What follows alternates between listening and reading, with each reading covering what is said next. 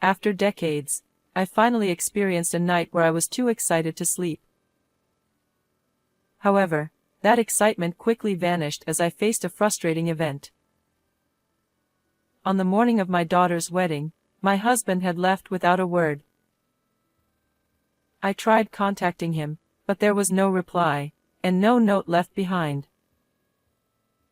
I clearly remember seeing him preparing last night. Knowing how indifferent he's always been towards household chores and childcare, I felt more anger and confusion than worry. How could he not care about celebrating this special day with our daughter? Suppressing the anger that was boiling up inside me, I told myself I had to go, at least, and began getting ready before leaving the house. Good morning.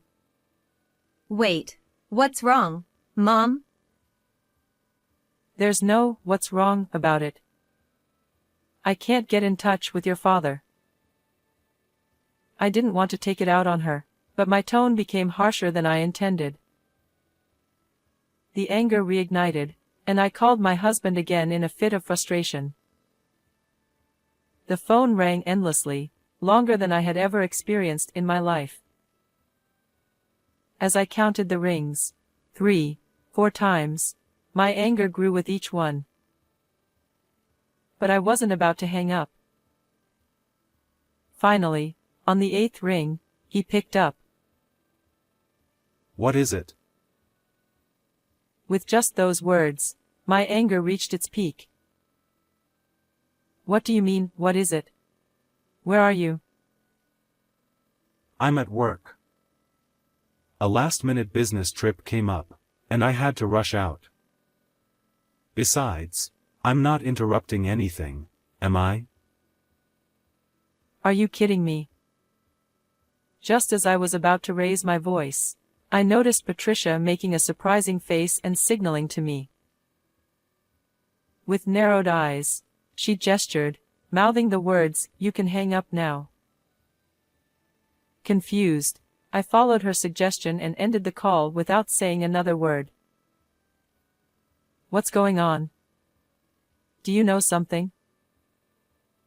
Hee, it's a surprise. After working non-stop for nearly 30 years, the family flower shop wasn't bustling today, but it was still a cherished place I'd protected all these years. Thank you, Michelle. You always make such beautiful arrangements. I'll be counting on you next time too. A regular customer left with a large bouquet in hand. Little comments like these meant the world to me. Looking back, when I returned to work after my daughter was born, that person showed a lot of concern for me. As my daughter grew older, she would stand beside me, playing florist, or wander around the shop, pointing at different flowers and asking, "What's this?" Now, my daughter has grown up, and is a full-fledged adult. The days when I raised her with the help of my parents feel like just yesterday. Time flies, as they say. On the other hand, my husband's attitude never changed, not before our daughter was born, and not now. He's always been reluctant about me working at the family shop. Perhaps his pride stems from being an employee of a world-famous car manufacturer in America. He constantly uses that to justify his aloofness, and there's no way to reason with him. He's now an executive, and I'm sure his achievements are impressive, but in his private life, he's a complete failure. We've clashed many times in the past, but eventually, I stopped expecting anything from him. After all, he's still the primary breadwinner, and he's done a lot to support our family. But something suspicious has been going on. He's been taking a lot of business trips lately. When the weekend approaches, he always says, "I have to go here and there," and leaves for overnight trips. I have a good idea of what's really behind these trips, but I haven't confronted him about it. At this point, though, I can't ignore my inner voice asking, "So what?" I lost any lingering affection for him long ago. Even if he's out playing around somewhere, the thought doesn't hurt me anymore. Given all this, it's no surprise that Patricia, who grew up watching her workaholic father, doesn't feel close to him. She once told me that her feelings about him were similar to mine. One day, Patricia told me, "I'm bringing my boyfriend over soon," and I felt my heart race. She was finally getting married. I'd heard about him before, and I had a general idea of what kind of person he was. I hadn't met him yet, so I couldn't be sure, but from what I'd heard, he seemed like a decent guy. That made me even more excited. But there next to me was my stern-faced husband, Ken. Who is this guy? I haven't heard about him. Yes, you have. I've mentioned him several times. You just weren't listening. Patricia was right. We'd talked about him plenty at the dinner table during the week. That was when I first learned about her boyfriend as well. So, where's he from? What does he do for work? I knew the answers to those questions already because I had been paying attention to her. On the day of the meeting. Nice to meet you. My name is Danny Carey. Welcome. I've heard so much about you. Thank you for always taking care of my daughter. Come on in, make yourself at home. My husband didn't even show his face, let alone say a word. He must have thought sitting in the back of the house was the proper way for a father to act. I didn't mind if he wanted to do that, but I wished he had at least helped out with raising our daughter. Knowing everything, I couldn't help but find it both ridiculous and deeply embarrassing. As expected, my husband sat cross-legged in the back, performing the role of the old-fashioned stubborn dad. The table, set with special tea and snacks, was lively, except for him. We mainly talked about Patricia's childhood. She was like this at that age, in high school. She did that, just light-hearted stories. Patricia's face remained flushed the entire time. As for Danny, he seemed just as decent as Patricia had described, and made a great impression. After a while, my husband finally spoke up. What do you do for work? I work for an IT company. It's not a big-name firm or anything. What's your income? He's stable enough to live on his own already. He said he didn't want to burden Mom. The moment he heard that, my husband's face, seated next to me, visibly changed. As an executive, he didn't miss the tiniest details hidden in people's words. He didn't want to burden Mom. Does that mean he was raised by a single parent? Hey, that's rude. No, it's okay. It's true.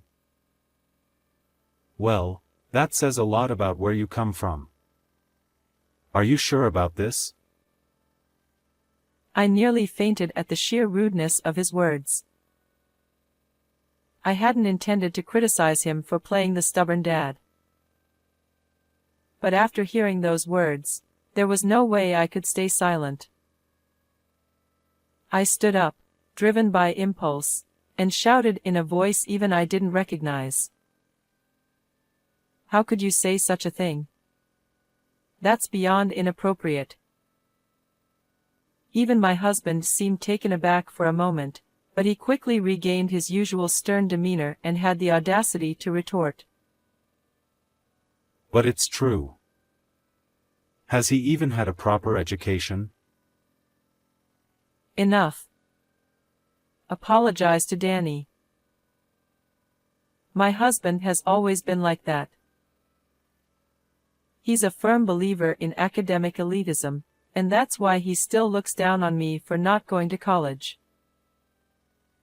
The fact that I took over the family flower shop was never the real issue.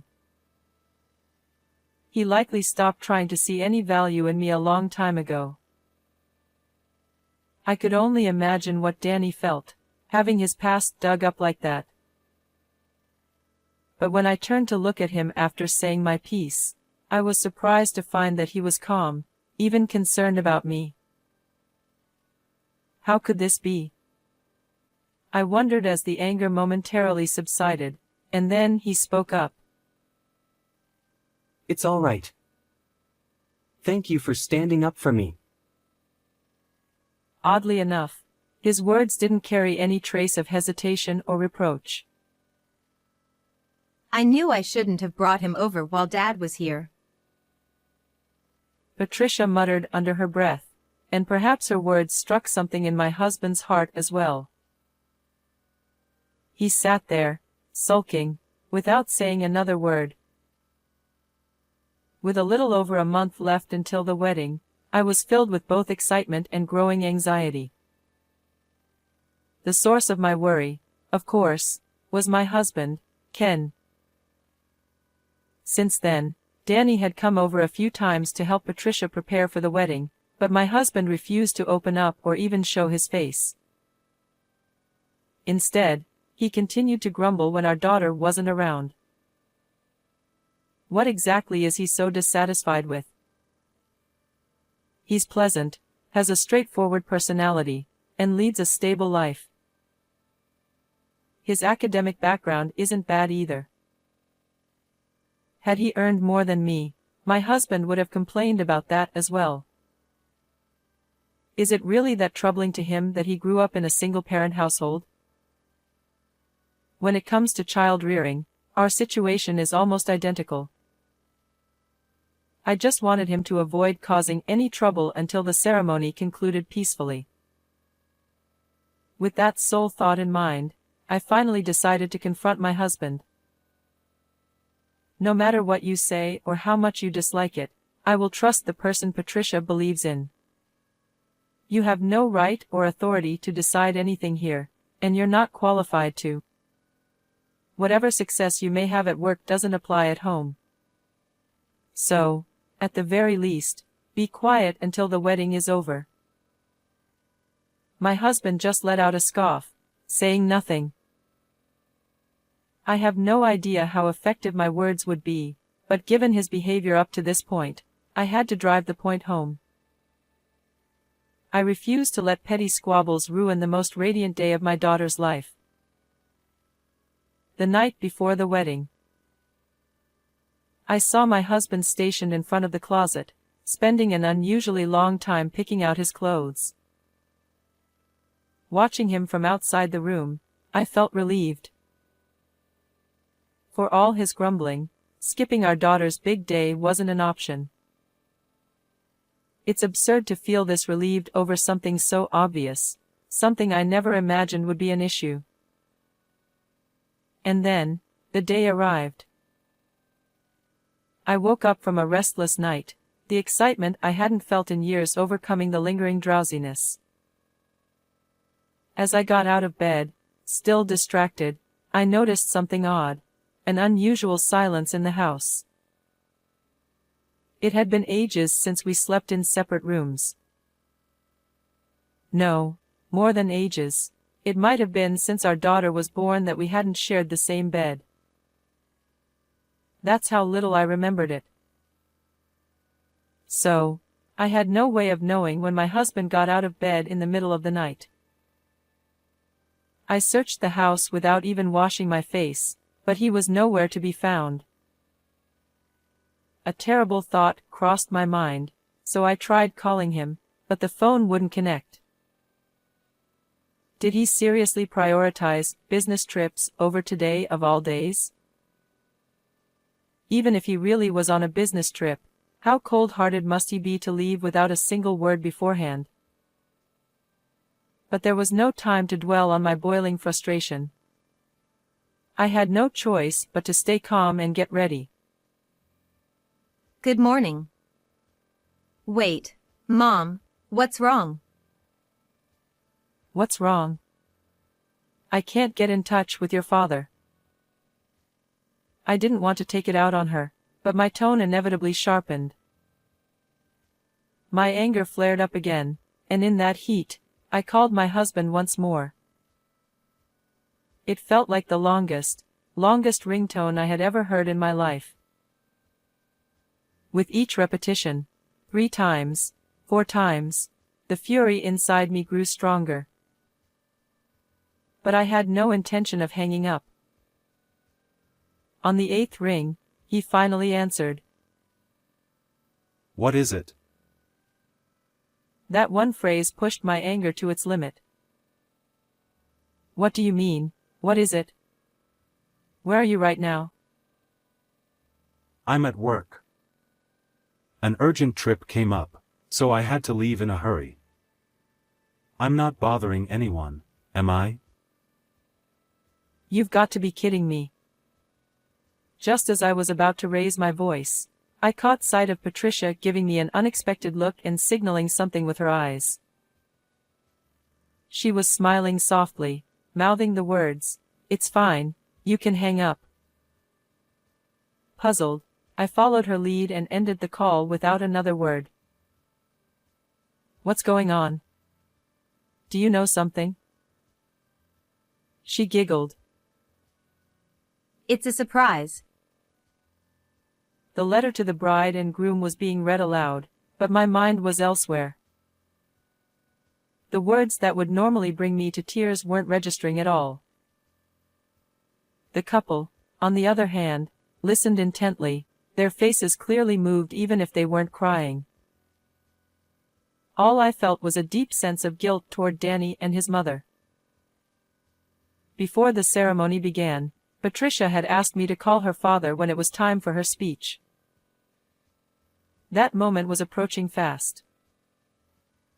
Since she had mentioned a surprise, I could only guess that something was in the works, but I had no clue what it might be. Patricia stepped up to the podium. As the staff adjusted the mic, she shot me a meaningful glance and nodded. That must have been the signal. With no other option and no time to think, I did exactly as Patricia had instructed.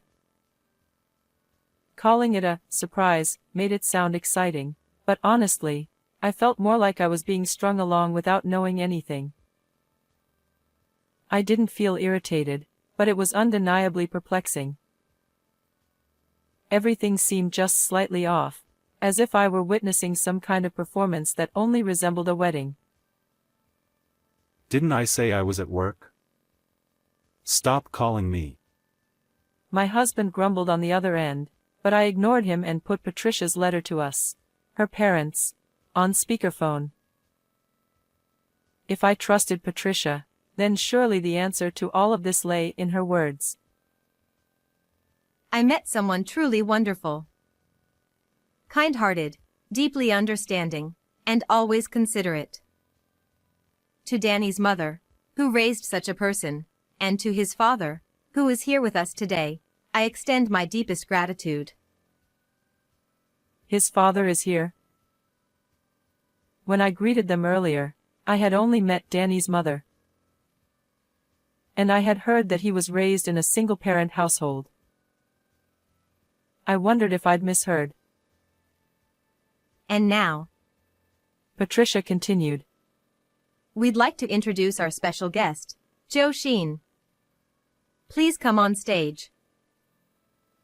What? My husband and I had the same reaction. We were speechless.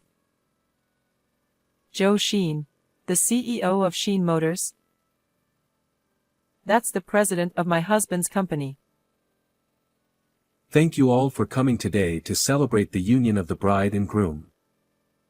I am Joe Sheen, the biological father of the groom, Danny. Please give the couple another round of applause. Wait. What did he say? Joe? Biological father. My husband, clearly bewildered on the phone, was struggling to make sense of the situation. It's hard to imagine him flustered, but after 30 years together, I could tell he was panicking. Though he could have hung up, he seemed too stunned to even do that. After the applause subsided, Joe spoke again with a warm smile. Thank you. Now, may I ask, do any of you enjoy suspense? I see quite a few hands. In that case, the next part of this event may just captivate you. It's a small performance, nowhere near as dazzling as the bride and groom, but just a little entertainment. Ms. Michelle, could you kindly bring me that phone? My name suddenly came up. With the entire room watching in breathless silence, I hurriedly made my way to the stage. Thank you for all you've done for my husband. Should I hand over the phone while it's still connected to him? As I approached, I saw Joe up close and knew for sure. It was him. What on earth was he about to do? A wave of unease washed over me. Yes, thank you. As I started to walk back to my seat, a staff member appeared out of nowhere, quietly offering me a chair near the stage. I had no reason to refuse, so I sat down on the edge, still unsure of what was unfolding. Joe spoke into the phone. Hello, Ken. Fancy running into you like this. What a small world. But tell me, why aren't you here? I could barely hear my husband's trembling voice over the phone. Joe? Is that you, sir? Joe's voice grew darker. Yes, the very same. So, where exactly are you, leaving your daughter's wedding behind? My husband scrambled to come up with an excuse. It's a business trip. An urgent matter came up, and I had to leave. No, it didn't. Joe cut him off. I checked before I came here. You applied for leave due to family matters, and no one assigned you any work. If you don't believe me, ask Candace. She's right there. Huh? Why is your secretary there? I came here alone. Joe chuckled. Candace. Funny, my secretary's name is Marie. I've never heard of a Candace before. Joe continued calmly, and the room, which had been silent, began to stir with whispers. I had met Joe's secretary Marie several times, so I knew her well. It seemed my husband had fallen right into a trap. And that could only mean one thing. He was having an affair. And one more thing. Marie is under suspicion of embezzling from the company. I doubt it concerns you, but if you happen to see her, please pass it along. Wait, boss. This is a misunderstanding. I'm not having an affair, and I've never touched the company's money. A faint sob escaped him. Could he really have gone so far as to commit a crime? A seed of doubt began to take root, though there was no way to confirm it at the moment. Oh, I'm sure you'll deny it all you want. But, truth be told, none of that matters. The real issue here is that you insulted my son. Your daughter told me all about it. As a man, as a father, and as a human being, you're a complete failure. That was the final blow. Watching Joe's retreating figure, I quietly realized it was all over. I'm sorry for keeping quiet, Mom. I just needed to catch him off guard at the right moment and push for a breakup. That night, after the ceremony, my daughter finally revealed the truth. She had learned about her father's misdeeds long before, back when she and Danny first got engaged. The entire wedding drama had been part of a grand plan orchestrated by Patricia, Danny, and Joe. Their goal? To publicly expose her father's affair and criminal activities and push me to decide on a divorce. First, there was his relationship with Joe's secretary, Marie. His frequent weekend business trips were all to see her. Though surprising, the fact that he was often away wasn't too much of a shock, as I had long suspected something was amiss.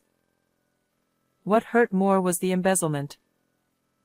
This was a serious crime. According to Joe, there was already an ongoing criminal investigation, and my husband was the prime suspect.